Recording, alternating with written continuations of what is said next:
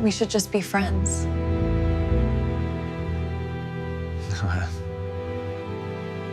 I never thought a marriage could fall apart so quietly. No shouting, no betrayal, no dramatic ending.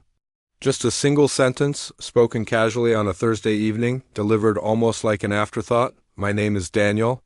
I'm 38 and I was married to Emily for 12 years.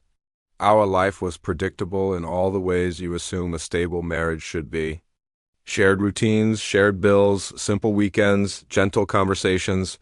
It wasn't extraordinary, but it was familiar. It was home. Emily has always had this bright, social energy. She was the spark in any room, the woman who could make a total stranger feel like an old friend. I was her opposite, calm, structured, the planner, the fixer. And for years I thought we balanced each other out beautifully. At least that's what I believed. Then came the girls' trip.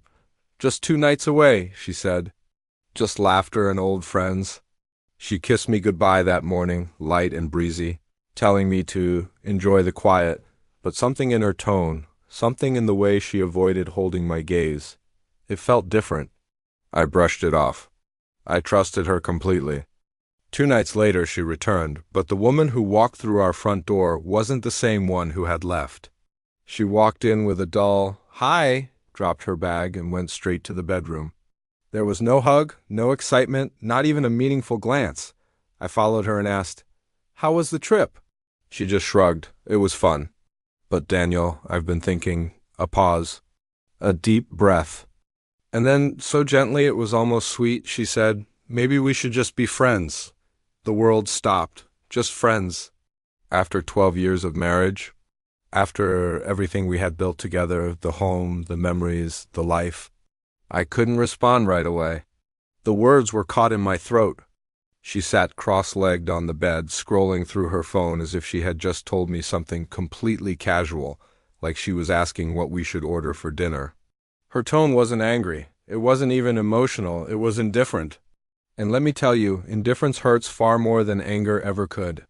"I think it's better this way," she added, her eyes still on her phone. No pressure, no expectations. Just, friendship? Her calmness was like a blade, slicing deeper than any confrontation. This wasn't a discussion. It was a decision she had already made.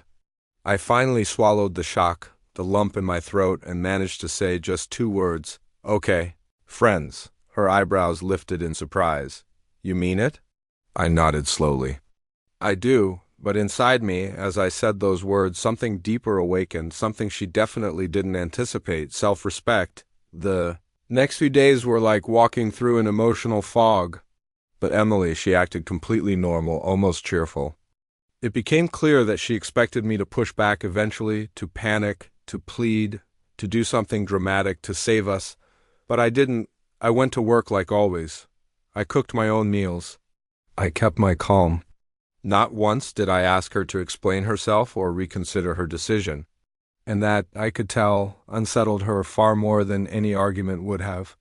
She'd throw these quick glances at me from across the room, waiting for a reaction. She'd start a conversation and then pause, hoping I would bring up the friends topic. I never did. I let the silence speak for me. Then came Saturday night. She invited her friends over. Our house was suddenly full of laughter, the clinking of wine glasses, and music filling the spaces where our conversations used to be. Emily looked radiant, surrounded by her friends. She looked comfortable, too comfortable.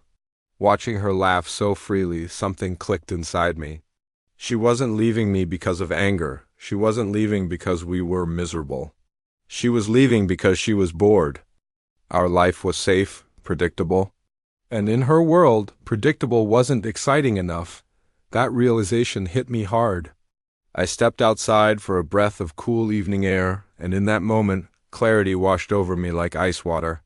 If she truly just wanted friendship, then she would have to live with a version of me that no longer revolved around her. The old Daniel, the one who planned and fixed everything for her, was gone. When I walked back inside, she looked at me, a little nervous, as if she could sense that something fundamental had shifted. I smiled, a small, gentle smile. "Emily," I said, my voice calm, "if friends is what you want, then let's define what that means clearly." Her eyes brightened with relief, thinking this was her easy way out, but I wasn't finished. But I won't be your friend in the way you imagine, halfway, convenient, emotionally safe for you, and confusing for me. Her smile faded. If we're done, I said calmly, looking her straight in the eye, then we are done completely. I respect myself too much to accept anything less than that. There was silence. Her mouth fell slightly open, and I saw the first real crack in her perfect, confident composure. She had expected weakness, pleading, a fight. She got boundaries. I turned and walked away. Not out of anger, but out of absolute clarity, and for the first time in a very, very long time. I felt strong. I felt like myself again. Thank you for listening to my story. If you've ever felt like you've lost yourself in a relationship, remember that your self-respect is the one thing no one can take from you. If this resonated with you, please subscribe for more stories about finding strength in difficult times. See you in the next one.